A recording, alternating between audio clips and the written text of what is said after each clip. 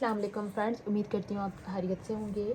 आज मैं हाजिर हूँ चैप्टर नंबर 20 के लास्ट लेक्चर जहाँ पे हम इसके एक्सरसाइज को सॉल्व करेंगे। ये छोटा सा लेक्चर है जिसमें ये जो चैप्टर नंबर 20 है इसमें जस्ट हमारे पास MCQs और शॉर्ट क्वेश्चन है। इस चैप्टर में लॉन्ग क्वेश्चन नहीं है, लेकिन लॉन्ग क्वेश्चन भी इस पेपर के अंदर से, इस चैप्टर के अंदर से आ सकते हैं। ठीक है, पहले हम MCQs देख लेते हैं। In paper chromatography water molecule present in pores of the filter paper act as a, हमने देखा था कि फ़िल्टर पेपर क्या होता है, एज अ स्टेशनरी फेस एक्ट करता है। यहाँ पे ऑप्शन बी होगा।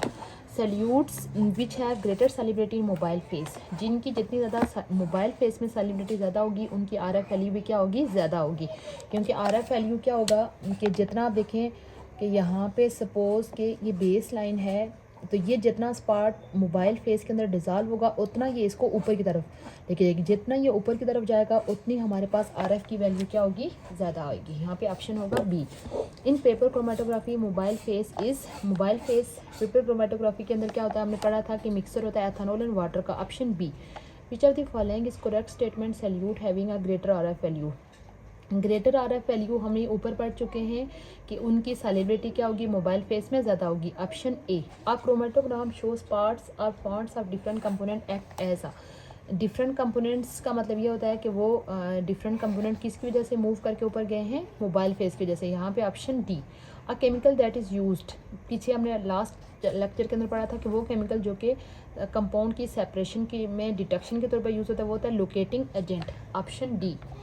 How many spots are produce in chromatogram by impure. Impure के लिए हमने पढ़ा था कि एक से ज़्यादा, more than one. Ninhydrin is locating agent. Ninhydrin किसके लोकेटिंग एजेंट होता है, अमाइनो एसिड का। In paper chromatography a strip of filter paper with spots of ink is known as chromatogram. यहाँ पे ये वाला होगा ऑप्शन सी, क्रोमेटोग्राम। अच्छा, अब शॉर्ट क्वेश्चन की तरफ चलते हैं। Define chromatography. क्रोमेटोग्राफी की डेफिनेशन यहाँ पे लिखी हुई है। ये डेफिनेशन है इसकी पेज नंबर 217 के ऊपर। व्हाट इज़ द प्रिंसिपल, ये डेफिनेशन के साथ ही इसका प्रिंसिपल लिखा हुआ है 217। हाउ मेनी फेजेस, सेम इसी तरह यहाँ पे देखेंगे लिखा हुआ है कि इसके 2 फेसेस होती हैं, दोनों की डिटेल लिखी हुई है सेकंड पैराग्राफ में 217 पेज पे। In paper chromatograph which is stationary face,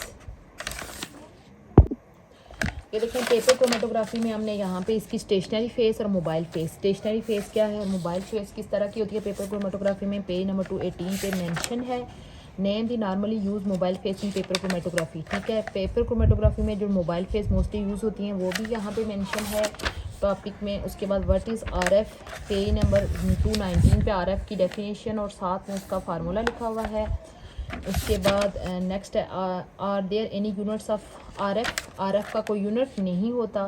ठीक है, क्योंकि ये हमारे पास क्या है, एक रेशो होती है। ठीक है, तो उसके बाद नेक्स्ट है कि in paper chromato what are essential operators and requirement for paper chromatography. ठीक है, कौन क्या क्या क्या ऑपरेटर्स यूज़ होता है यहाँ पे साथ मेंशन है। इसकी डिटेल हमने पूरी देखी थी कि हमारे पास हमें एक बीकर चाहिए, सॉल्वेंट चाहिए, उसके बाद फ़िल्टर पेपर चाहिए। ठीक है, उसके बाद एक लिड चाहिए जो कि हम ऊपर रखने के लिए, सारा ऑपरेटर्स इसमें यूज़ होता है। For what purpose use paper chromatography. Paper chromatography का यूज़ भी लिखा हुआ है कि पेपर क्रोमेटोग्राफी का भी मेन मकसद ये है कि कलर्ड कंपाउंड की सेपरेशन, मोस्टली इंक की सेपरेशन के लिए, इंक का जो मिक्सर होता है उसकी सेपरेशन के लिए यूज़ होता है। उसके बाद what do you mean by base line, यहाँ पे आप देखें ये मेंशन है कि सबसे पहले स्पॉट लाने से पहले एक लाइन ड्रा की जाती है जिसको बेस लाइन बोलते हैं।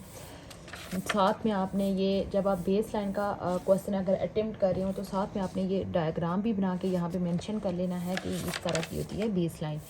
उसके बाद how can we identify invisible compound solutes in chromatography, ये इसका लास्ट हमने टॉपिक पढ़ा था 219 पे। लोकेटिंग एजेंट्स यानी कलरलेस कंपाउंड को किसके से विजिबल किया जाता है, लोकेटिंग एजेंट। और साथ में आप यहाँ पे अमाइनो एसिड की डिटेक्शन के लिए निन हाइड्रीन यूज़ होता है, उसके एग्जांपल भी दे सकते हैं। ये था हमारा आज का छोटा सा लेक्चर जिसमें हमने चैप्टर नंबर 20 की एक्सरसाइज को सॉल्व किया। उम्मीद करती हूँ आपको आज का लेक्चर अच्छा लगा होगा।